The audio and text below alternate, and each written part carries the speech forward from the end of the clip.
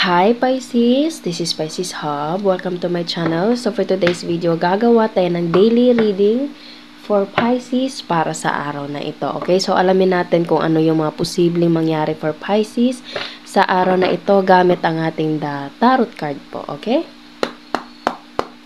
Reminder lang na ito ay general reading. So pwede pong mag-resonate sa'yo, pwede pong hindi. Okay? And this is a timeless reading.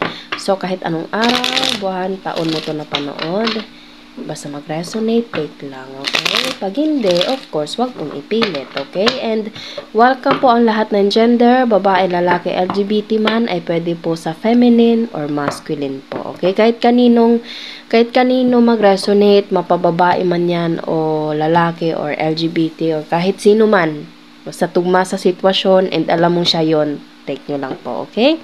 So, ano po yung message niyo po for Pisces sa araw na ito? Mga posibleng mangyari for Pisces sa araw na ito. Sa araw na napanood niya to. Okay, this is a timeless reading po. Okay, so ano po yung message niyo po for Pisces? Mga gabay mensahe, mga posibleng mangyari para kay Pisces. Okay, so you're overthinking or you have something na iniisip about someone na special sa'yo, Pisces. Okay? Kasi nakikita nyo, maganda sana kung ito lang. Kaso, nasundan siya ng ganito. So, pwedeng you're in a relationship right now. Kahit anong relationship po, pwedeng sa love, pwedeng sa friendship, pwedeng sa workmates, pwedeng sa family members na sobrang lapit sa buhay nyo. Kaso, meron tayo ditong 9 of Wands. This feeling is like more on anxiety, okay? More on like trust issues, parang pagdududa, parang, alam mo yun, yung parang you are vigilant, you are always alert or something na mahal mo tong taong to, pero may pero, alam mo yun, hindi ko ma-pinpoint Pisces kung ano po yun. Pero alam kong na-gets niyo na po, okay? Iba-iba po kasi yung sitwasyon niyo. Pero mahal mo tong taong to.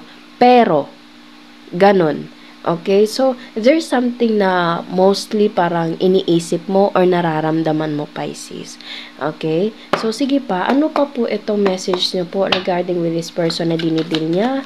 Ano po ito? Bakit ganito yung nararamdaman ni Pisces sa taong dinidil niya po.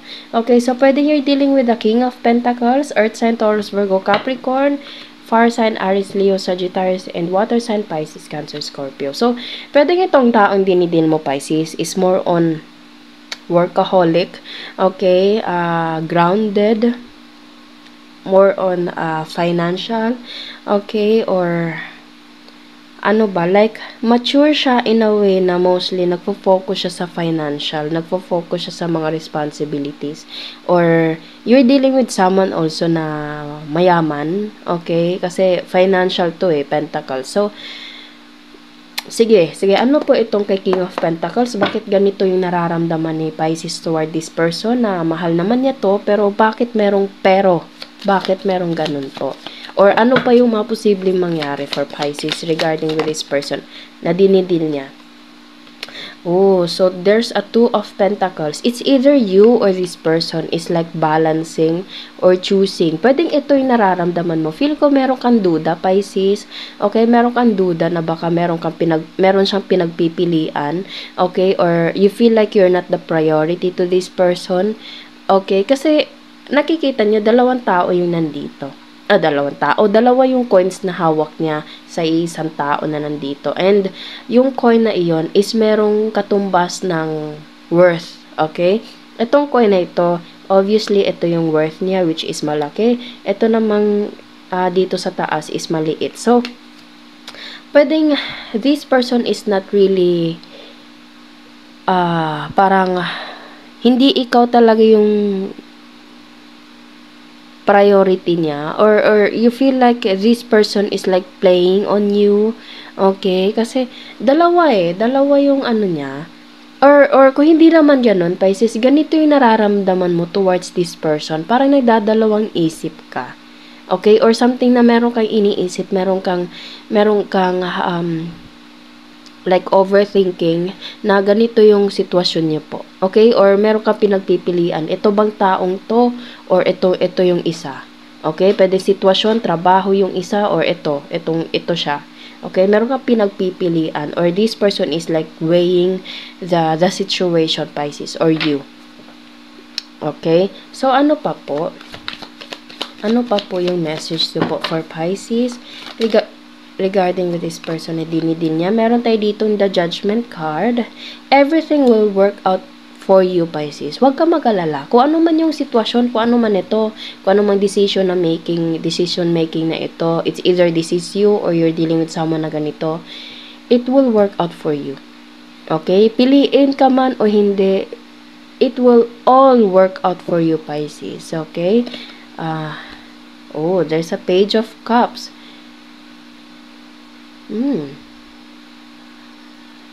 Okay, so there's a big possibility na it's either ikaw yung makakatanggap, Pisces, ng cup na nandito, which is merong fish, or ikaw yung parang mas nagbibigay sa taong to. Okay? So, take nyo lang po kung saan po mag-resonate. Pero, there is something na giving, and there is something na, okay. So, feeling ko, itong taong to is namimili sa, ito ba, or ito. Okay? And feeling ko, parang, there's something na communication na matatanggap mo, Pisces, which is meron tayo ditong Page of Cups. Okay? And yung cup niya is merong laman ng fish. So, ito yung matatanggap mo. Everything will work out for you, Pisces. Okay? Huwag ka mag-alala, magusto mo man yung sitwasyon or hindi, para sa'yo yun. There's a reason behind it.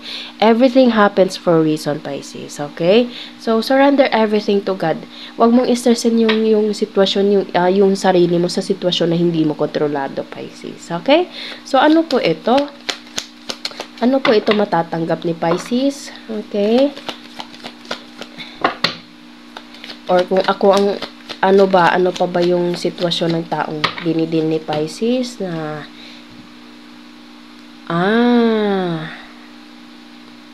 this person will try to reach out to you, Pisces, pero blinak mo siya. Okay? Or pwedeng ikaw yung na-block ng taong to and you try to communicate to him, or this person will try to communicate with you, Pisces. Okay? And ito yun siya, or pwedeng hindi ikaw to, Pisces, kundi siya. Okay? You're dealing with someone na malapit sa buhay mo. Pwedeng ito ay sa lahat po ng aspeto sa buhay po. Mapapag-ibig man to, mapakaibigan, mapa-family member, okay? Workmate, boss, or kung sino man ito. Pwedeng hindi ikaw to, Pisces, or you're dealing with someone, which is ito siya, na ganito yung nararamdaman niya. Parang ano siya, there's something na nag-overthink tong taong to, and binabalanse niya yung sitwasyon, Pisces. Iniisip niya, alam mo yun, parang anong tawag nito, parang nagme-meditate itong taong to na parang ano ba dapat tong gawin ko, ano ba yung mas matimbang, ano ba yung, parang ganun po, okay? And meron kang matatanggap, which is ito, si Page of Cups, okay? And yung cup niya is merong lamang fish, okay?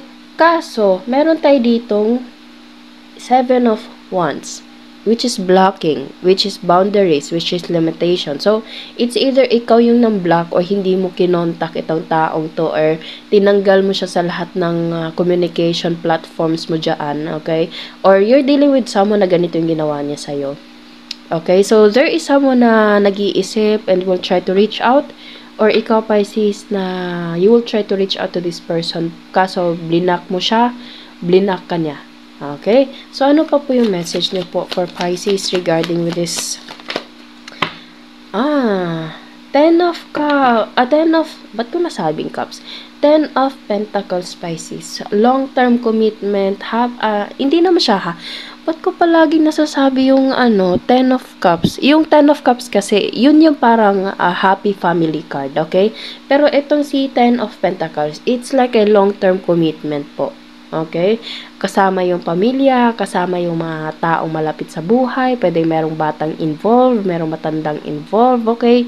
Or kung sino man ito na pwedeng family member mo lang din to, Pisces. Okay? Pwedeng tatay mo to, nanay, kung sino man ito, na parang hindi kayo nag-uusap madalas. Okay? And there is someone na magre-reach out sa'yo or ikaw yung magre-reach out sa taong to. Pwede pong family member. Pero kung ano man, pwede ding love kasi meron tayo ditong 2 of Cups po. Okay? So, sige po. Ano po ito kasunod ng 10 of Pentacles? Ano tong kaso blinak? Merong something na boundaries, hindrance to this person, pero bakit merong nasundan ng 10 of Pentacles? This person, marami tayo ditong Pentacle, Pisces. So, iniisip ka ng taong to or nag-iisip siya sa'yo. Hindi, nag-iisip ka sa kanya or nag-iisip siya sa'yo, Pisces, habang nagtatabaho. Okay? Parang yun yung sinabi ko kanina, parang nagme-meditate itong taong to. Sige, kuha pa tayo, isa pa pong card. Okay, tapos isahin natin siya pagbasa lahat. Ayun nga, merong something na silent treatment. Okay, kasi 2 of Swords, blocking, silent treatment, not talking. Bottom of the deck is 5 of Cups. Obviously, meron ditong walang pag-uusap, Pisces. Merong walang nag-uusap. Okay? Pero there is someone parang nag-iisip, will try to reach out. Kaso nalaman mo na na-block mo siya, na-block ka niya. Okay? And there is a silent treatment. There is something na no contact, no communication, no messaging, no something na connecting sa inyong dalawa na ito. And yung nararamdaman mo or nararamdaman niya is ito. 5 of Cups. If there is someone na misses you, Pisces, or ikaw yung nakakamiss sa taong to. Pero kung ano man ito, Pisces, there is someone na nag-iisip sa mga bagay-bagay, sa mga sitwasyon, and this person will try to reach out to you, kaso nga merong blocking dito, okay, and meron siyang kinakausap na family member, pwedeng nag-uusap-usap sila doon, and iniisip ka, kaso parang blinak mo, ayun nga, paulit-ulit ko sinasabi yung blinak, okay? Or kung hindi naman blocking, parang tinanggal mo siya sa lahat ng platforms, ayaw mo siyang makita yung notification niya, ayaw mo siyang, alam mo yun, yung parang, there's a boundaries, there's a limitation, and it's either this person or you is, alam mo yun, ganito yung nararamdaman. Okay, or misses you miss this person, okay? Pero meron kasing love dito. I know na medyo malalim itong pinaghuhugutan kung bakit naging ganito yung sitwasyon, Pisces. Pero as I said kanina, everything happens for a reason, and wag mong kalimutan yung worth mo, Pisces. Hindi ikaw yung you don't deserve to be an option, Pisces. Hindi ikaw pwede pilian ng ganito dapat o ganito, okay? You should be the main thing, okay? Ikaw dapat yung priority, Pisces. Nakikita nyo yan. Dapat hawak ka niya, okay? Hindi yung mamimili or anything. Okay? Pero kung ano man ito, ikaw pa rin po ang magde-decide. At the end of the day, ikaw pa rin po ang magde-decide. Pero ganito po yung mga sitwasyon na lumalabas po sa ating reading ngayon. Okay? So, there is someone who will try to reach out, kaso merong boundaries na nangyayari dito. There's a limitation na nangyayari. Okay? And there is someone na nag-iisip po. Okay? So, kuha tayo ng mga initials, random words, kung sino or ano po yung mga konektado for Pisces sa araw na napanood niya ito. Saglit lang po. Ayan. So, meron tayo ditong matangos ang ilong, maliit ang ilong, date, chat, text, tawag, magulang, kamag-anak. As I said kanina, pwedeng family member mo lang dito. Dagat, kulot, anak,